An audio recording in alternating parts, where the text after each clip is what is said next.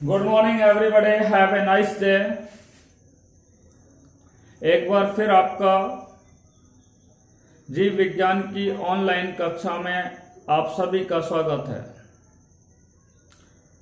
आपको अभी तक हमने 3 चैप्टर पढ़ा दिए हैं। यदि आपको किसी प्रकार की समस्या हो तो आप कमेंट बॉक्स में जाकर के कमेंट कर सकते हैं, या फिर आपको हमारे द्वारा दिए गए मोबाइल नंबर पर आप हमसे कांटेक्ट कर सकते हैं। देखिए, आज हम आपको चैप्टर नंबर 4 स्टार्ट करने जा रहे हैं। चैप्टर नंबर 4 का नाम है पादप जनन की विशिष्ट विधियां।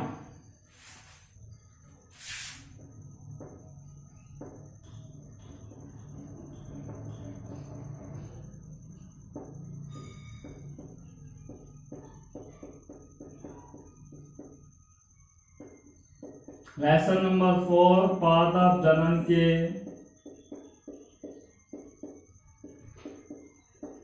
विशिष्ट विधियां।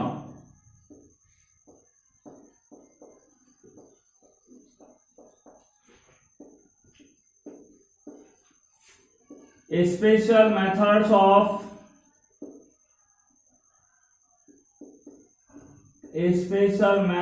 ऑफ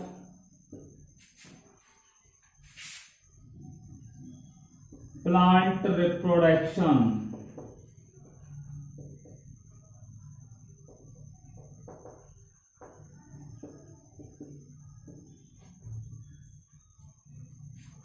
देखिए, पादपों में सामान्यतः कायिक एवं लैंगिक विधियों द्वारा जनन होता है। पादपों में सामान्यतः जो जनन होता है वो कायिक और लैंगिक विधियों के द्वारा होता है, परंतु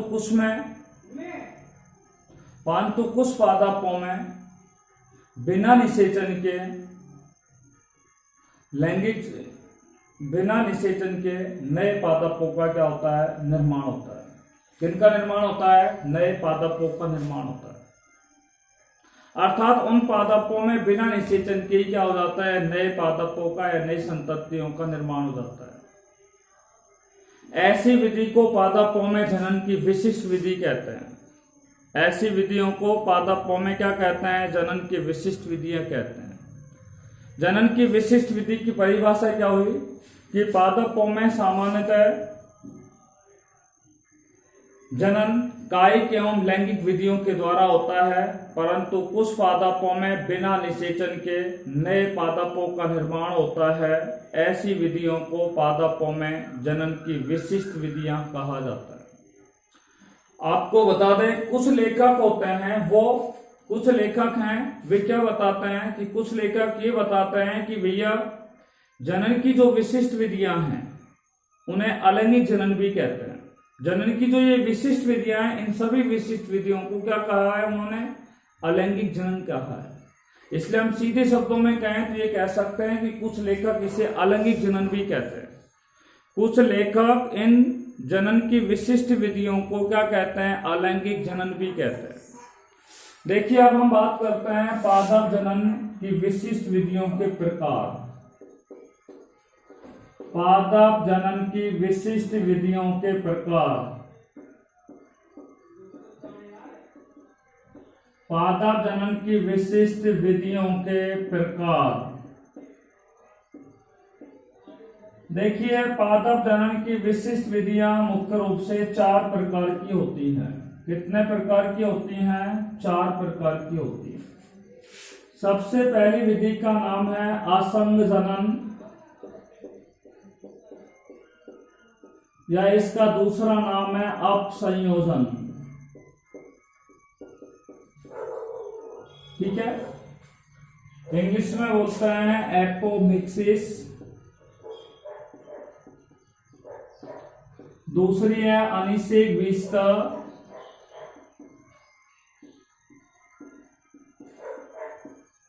एग्मोस्पर्मी।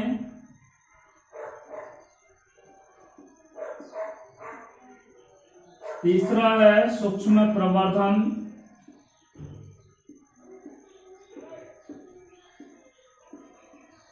माइक्रो प्रोपेगेशन, और चौथी विधि का नाम है कायिक प्रवर्धन।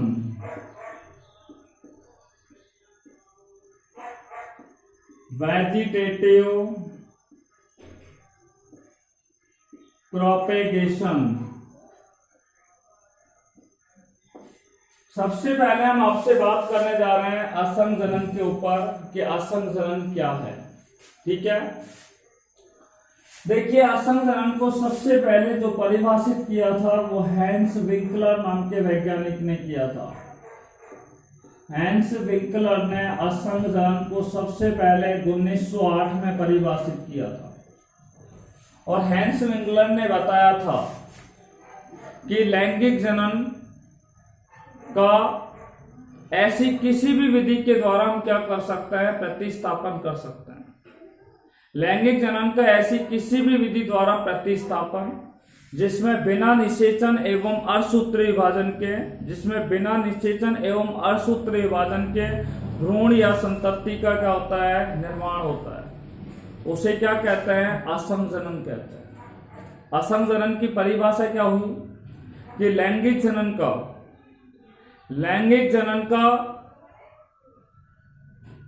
ऐसी किसी विधि द्वारा प्रतिस्थापन, यानी कि लैंगिक जनन को हम ऐसी किसी भी विधि के द्वारा हम क्या करेंगे, प्रतिस्थापन करेंगे जिसमें बिना निषेचन और अर्धसूत्री विभाजन के भ्रूण या नई संतति का क्या हो जाता है, निर्माण हो जाता है, उसे क्या कहते हैं, असंघनन कहते हैं।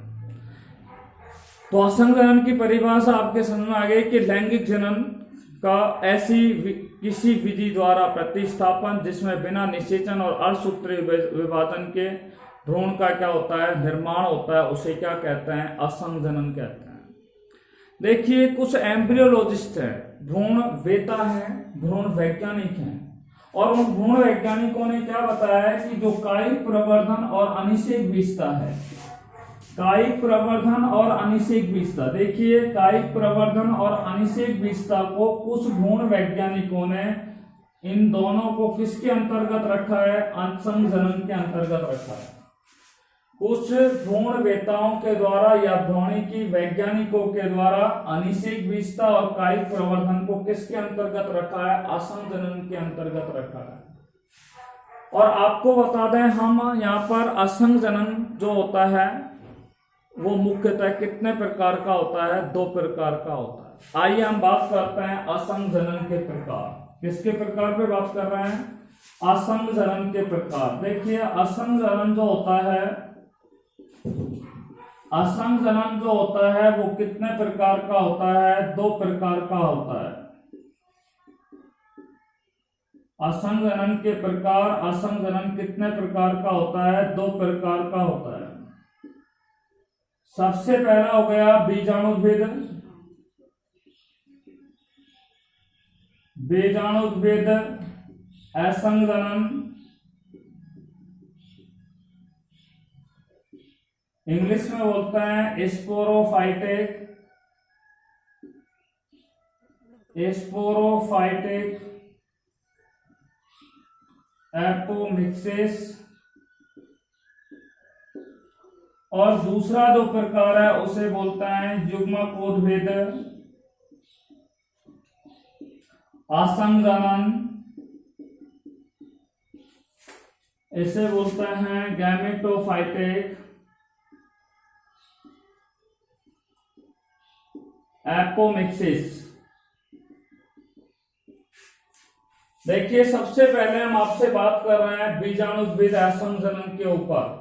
बीजाणुभेद असंघनन के ऊपर बात करने जा रहे हैं कि बीजाणुभेद असंघनन क्या है। देखिए बीजाणुभेद असंघनन को समझाने से पहले हम आपको बताना चाहते हैं कि बीजाणुभेद जो असंघनन होता है, ठीक है, इसको समझाने के लिए आपको बीजाणु की संरचना के बारे में ज्ञान होना अत्यंत आवश्यक है। और आपको हमने बीजाणु की संरचना आपको बताई थी। यहाँ पे आपको दिखा रहे हैं कि ये एक बीजांड है, बीजांड की संरचना आपको दिखा रहे हैं।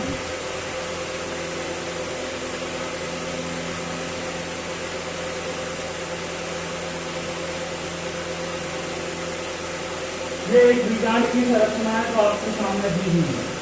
ठीक है, बीजांड के अंदर ही क्या है, बीजांड काय है, क्या है, बीजांड काय है। और ये दोनों संरचनाएं, ये बाह्य अध्यावरण है, ये अंतर अध्यावरण है, तो इसे क्या कहा जाएगा, अध्यावरण कहा जाएगा। अब आपको बता दें बीजांड काय या अध्यावरण के अंदर द्विगुणित कोशिकाएं होती हैं, आप लोग जानते हैं।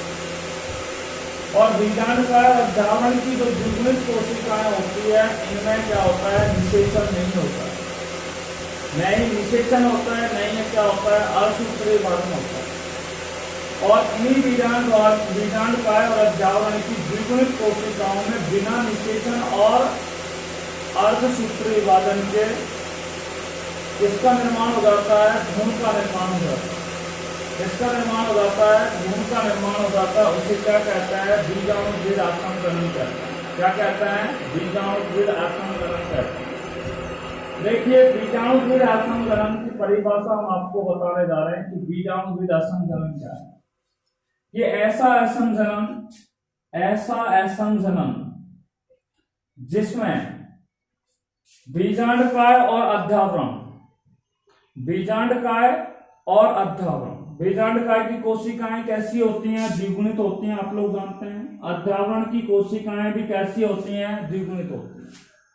तो ऐसा असंजनन जिसमें भ्रूण का निर्माण द्विगुणित बीजांड काय या अध्यावरण, द्विगुणित बीजांड काय या अध्यावरण की किसी भी कोशिका से, द्विगुणित बीजांड काय या अध्यावरण की किसी भी कोशिका से बिना निषेचन और असूत्रीय विभाजन के होता है, उसे क्या कहा जाता है, बीजाणुद्विद असंजनन कहते हैं। एक बार फिर हम बात कर रहे हैं कि इनसे किसका निर्माण होता है, भ्रूण का निर्माण होता है। परिभाषा क्या हुई कि ऐसा असंजनन जिसमें भ्रूण का निर्माण द्विगुणित बीजांड काय और अध्यावरण की किसी भी कोशिका से, बीजांड काय, द्विगुणित बीजांड काय या द्विगुणित अध्यावरण की किसी भी कोशिका से किसका निर्माण होता है, द्विगुणित बीजांड काय या द्विगुणित अध्यावरण की कोशिका से किसका निर्माण होता है, भ्रूण का निर्माण होता है। पर किसके माध्यम से होता है, बिना निषेचन और अर्धसूत्रीय विभाजन के माध्यम से होता है। इसे क्या कहा जाता है, बीजाणुद्विद असंजनन कहता है। तो बीजाणुद्विद असंजनन की बिल्कुल करेक्ट परिभाषा क्या निकल के आएगी कि ऐसा असंजनन जिसमें भ्रूण का निर्माण द्विगुणित बीजांड काय और अध्यावरण की किसी भी कोशिका में बिना निषेचन और अर्धसूत्रीय विभाजन के होता है, उसे बीजाणुद्विद असंजनन कहते हैं। बीजाणुद्विद असंजनन कहते हैं।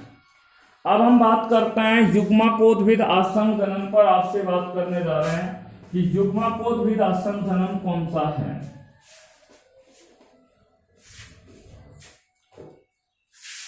देखिए युग्मकोद्भिद असंजनन,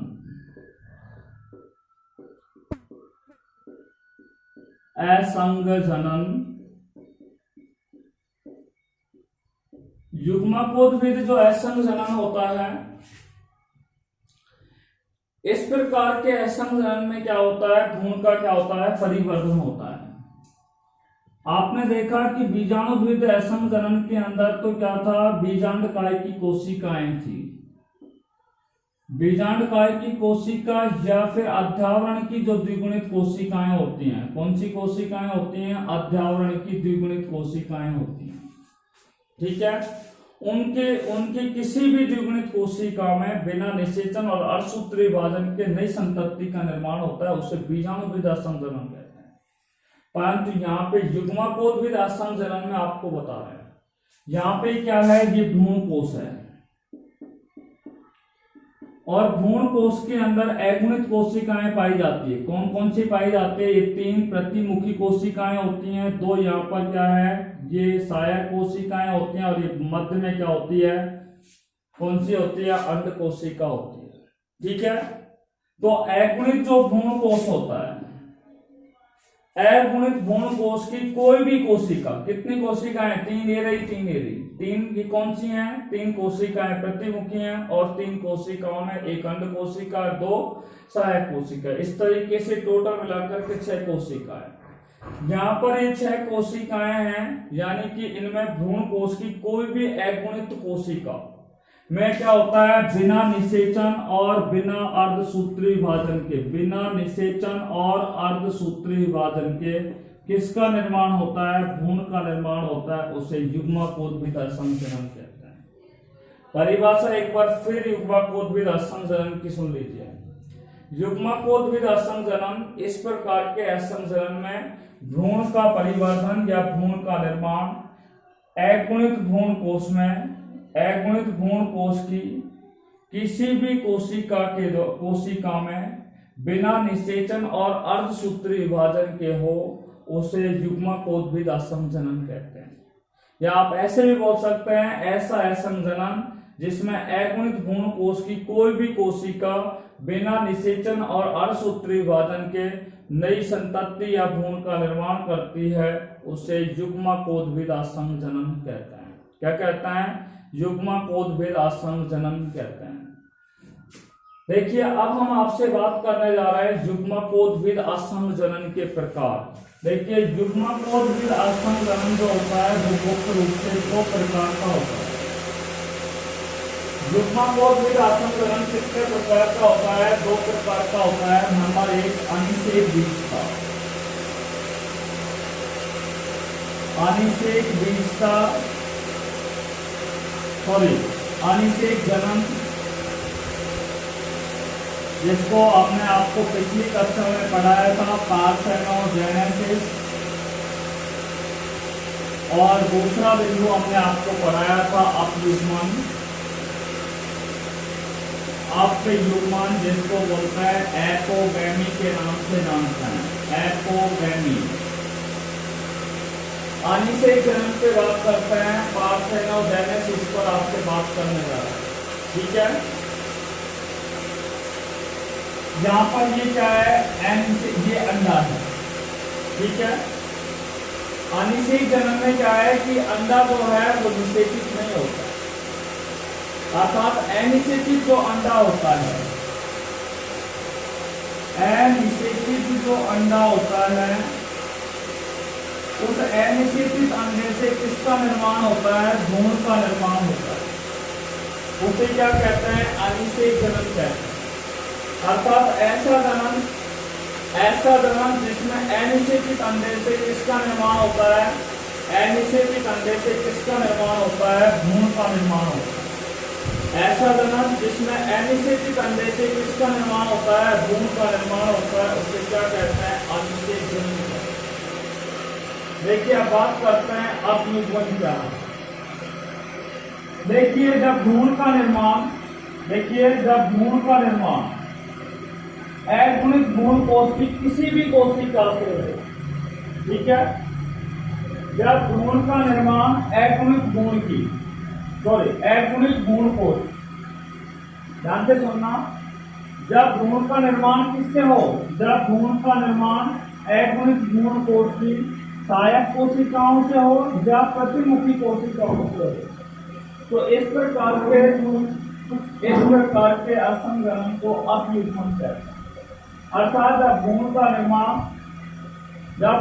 निर्माण भ्रूण कोश, अगुणित भ्रूण कोश की सहायक कोशिका या प्रतिमुखी कोशिकाओं से हो, तो उसे क्या कहा जाता है? अपयुग्मन कहा जाता है।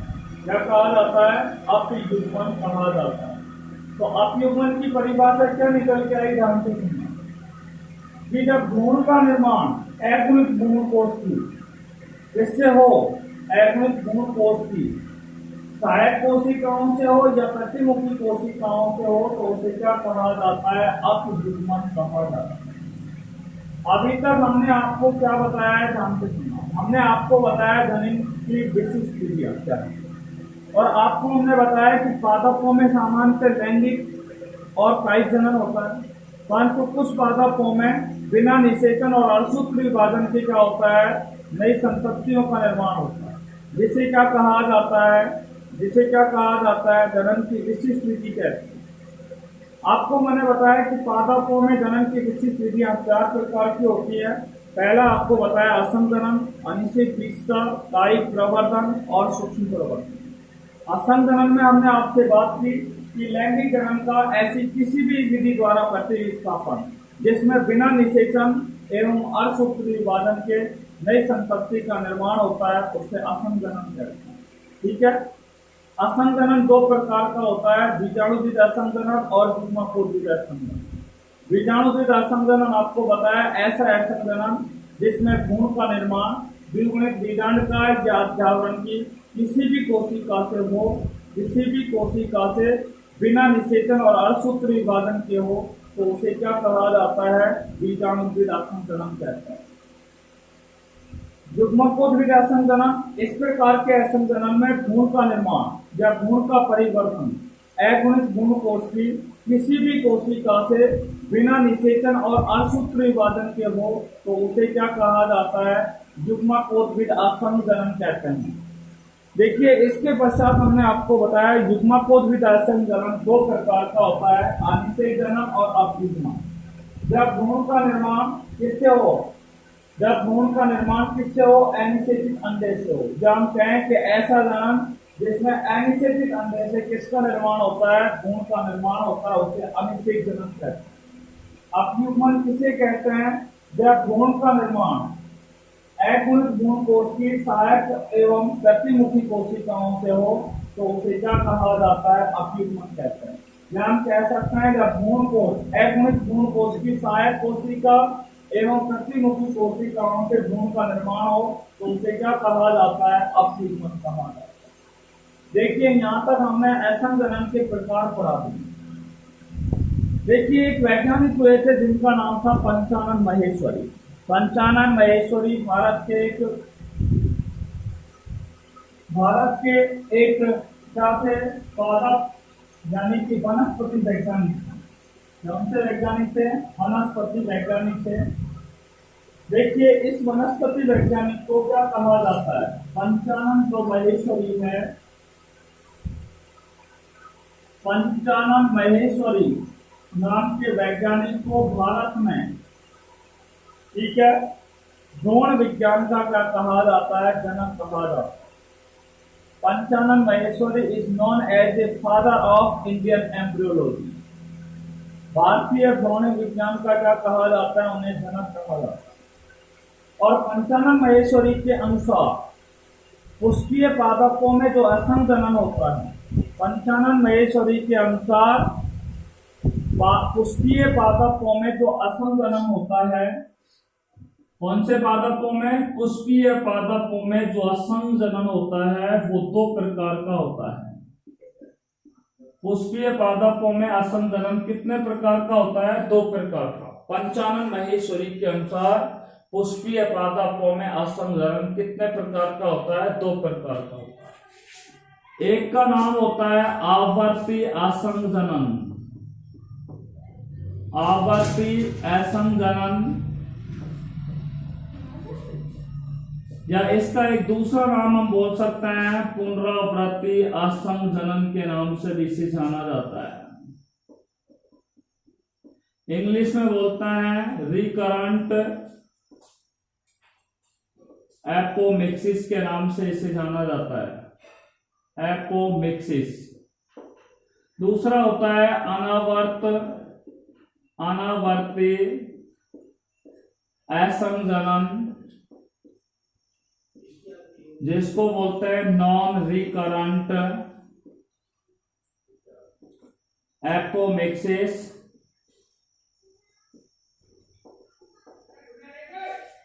तो आपको बता दिया पंचानन महेश्वरी ने पुष्पीय पादपों में असंजनन को दो भागों में बांटा, दो प्रकारों में बांटा। पहला आपको बताया गया आवर्ती असंजनन, दूसरा अनावर्ती असंजनन।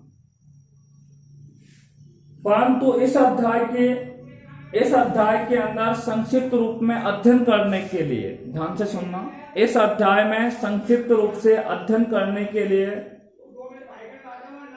असंजनन को मुख्य रूप से चार भागों में क्या है? बांटा गया है। कितने भागों में बांटा गया है? चार भागों में बांटा गया है।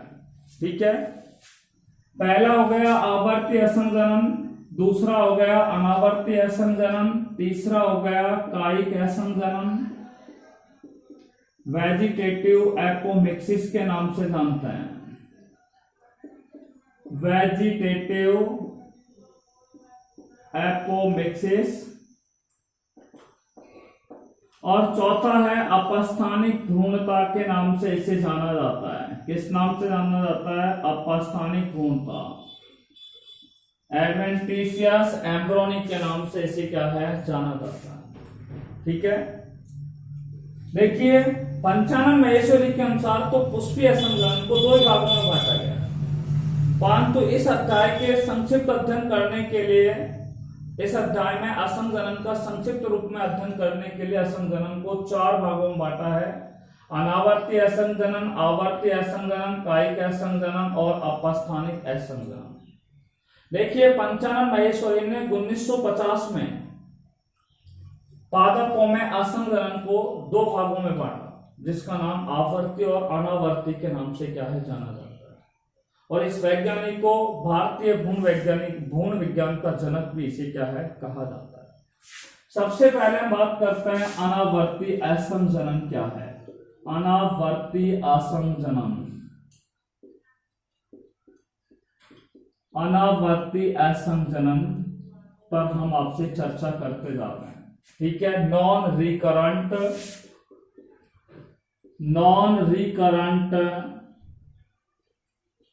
एपोमिक्सिस। देखिए नॉन रिकरेंट एपोमिक्सिस क्या है, इस पे हम बात कर रहे हैं। देखिए अनावर्ती असंजनन पर सबसे पहले 1928 के अंदर एक वैज्ञानिक थे जिनका नाम था जॉर्ज जैनसन।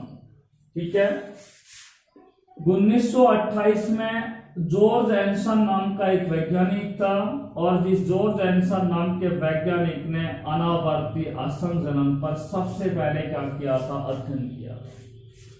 अनावर्ती असंजनन पर सबसे पहले जो अध्ययन किया गया वो किसके द्वारा किया गया था? जॉर्ज जैनसन नामक वैज्ञानिक के द्वारा किया गया। देखिए अनावर्ती असंजनन में क्या होता है उस पर हम बात करते हैं। देखिए पादपों के अंदर मैंने आपको बताया था कि गुरु बीजाणु मात्र कोशिकाएं होती हैं। गुरु बीजाणु मात्र कोशिकाएं जो होती हैं वो पुष्प के अंदर होती है, आप जानते हो। पुष्प में भी मैं आपको बता दूं जायंक के अंदर पाई जाती है। बीजांड जो होता है उसके अंदर गुरु बीजाणु मात्र कोशिकाएं होती हैं। कौन सी कोशिकाएं होती हैं? गुरु बीजाणु मात्र कोशिकाएं। तो अनावर्ती असंजनन में क्या है? गुरु बीजाणु मात्र कोशिकाएं होती हैं। गुरु बीजाणु मात्र कोशिका, जिसको मेगास्पोर मदर सेल के नाम से जानते हैं, और हमने आपको कई बार दूसरे चैप्टर में MSMC के नाम से बोला था, मेगास्पोर मदर सेल। और इन मेगास्पोर मदर सेल में क्या होता है? गुरु बीजाणु मात्र कोशिकाएं द्विगुणित होती हैं। ठीक है, इन गुरु बीजाणु मात्र कोशिकाएं द्विगुणित होती है। इन कोशिकाओं में कौन सा विभाजन होता है? यहाँ पे अर्धसूत्री विभाजन होता है। जब अर्धसूत्री विभाजन होता है तो गुरु बीजाणु मात्र कोशिकाओं से अगुणित भ्रूण कोश का क्या होता है? निर्माण होता है। अगुणित किसका निर्माण हो जाता है? भ्रूण कोश का निर्माण हो जाता है। बात समझ आ गई? गुरु बीजाणु मात्र कोशिकाओं में जब अर्धसूत्र विभाजन होता है तो अगुणित भ्रूण कोश का क्या हो जाता है? निर्माण हो जाता है। ठीक है, और अगुणित भ्रूण कोश में कौन सी कोशिका बताई मैंने आपको? अंड कोशिका बताई थी, क्योंकि भ्रूण कोश में सहायक कोशिकाएं होती हैं, प्रतिमुखी कोशिकाएं होती हैं और अंड कोशिका होती है। ठीक है, तो अगुणित भ्रूण कोश में अंड कोशिका, अगुणित भ्रूण कोश की अंड कोशिका में क्या होता है भैया? अगुणित भ्रूण कोश की अंड कोशिका में बिना निषेचन के, यानी कि इस अंड कोशिका में निषेचन नहीं होता है ध्वनिकुमक के द्वारा, तो बिना निषेचन के किसका निर्माण हो जाता है? भ्रूण का निर्माण हो जाता है। किसका निर्माण हो जाता है? भ्रूण का निर्माण होता है। और ये भ्रूण जो होता है वो कैसा होता है? अगुणित होता है, यानी कि अगुणित भ्रूण का क्या हो जाता है? निर्माण हो जाता है। और अगुणित भ्रूण का निर्माण होने के कारण इसे अगुणित अनिषेक जनन भी कहा जाता है। अनावर्ती असंजनन को अगुणित अनिषेक जनन भी इसे कहा जाता है। कौन सा जनन कहा जाता है? अगुणित अनिषेक जनन कहा जाता है। हैप्लॉइड पार्थेनोजेनेसिस के नाम से इसे जाना जाता है। क्लियर बात है।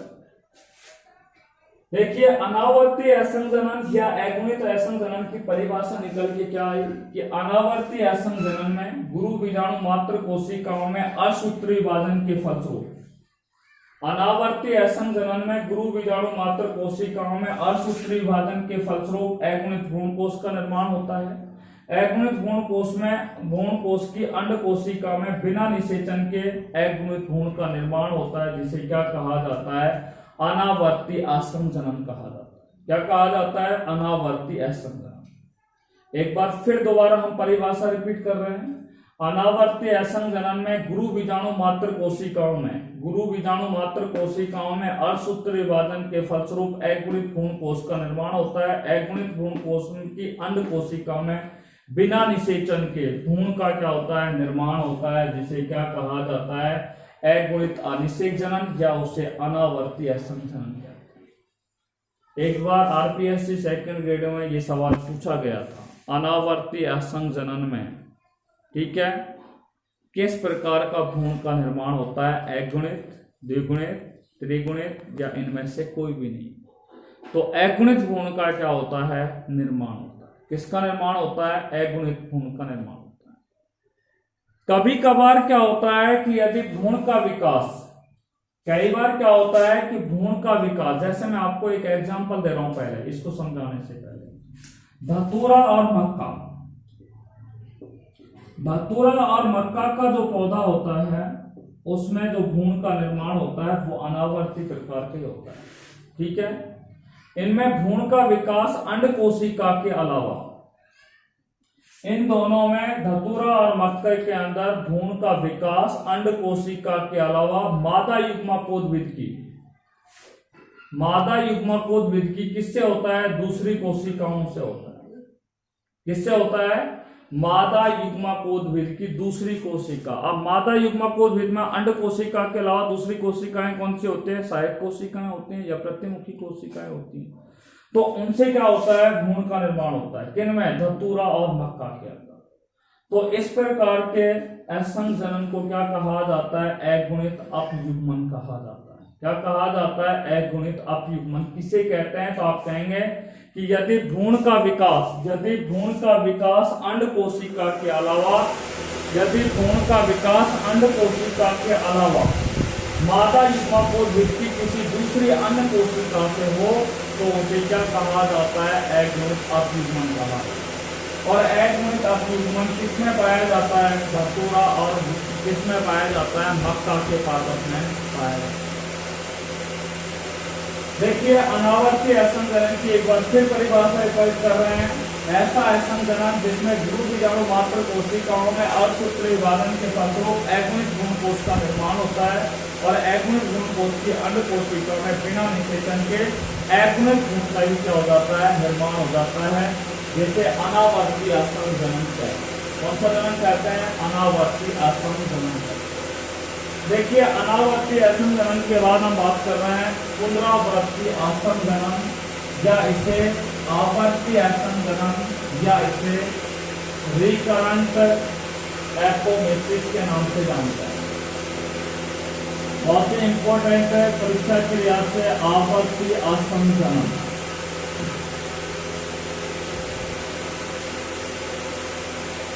इंग्लिश में बोलते हैं रिकरेंट एपोमिक्सिस। देखिए रिकरेंट एपोमिक्सिस किसे कहते हैं, पहला आपको हम इतना बताने जा रहे हैं कि इस प्रकार के असंजनन में मादा युग्मकोद विधि होता है, मादा युग्मकोद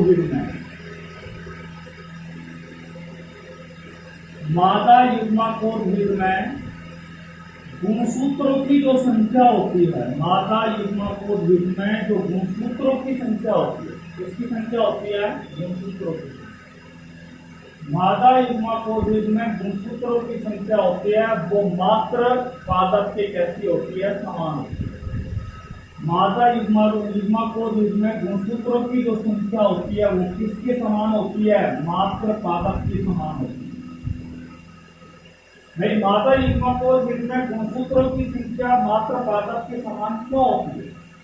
क्यों होती है? क्योंकि इनमें अर्धसूत्री विभाजन नहीं होता, क्योंकि यहाँ पर मियोसिस डिवीजन इज एब्सेंट, यहाँ पर अर्धसूत्री विभाजन का अभाव होता है। इसलिए यहाँ पे मादा युग्मकों जिसमें गुणसूत्रों की संख्या विषमित होती है और मात्र पादप में भी गुणसूत्रों की संख्या क्या होती है? द्विगुणित।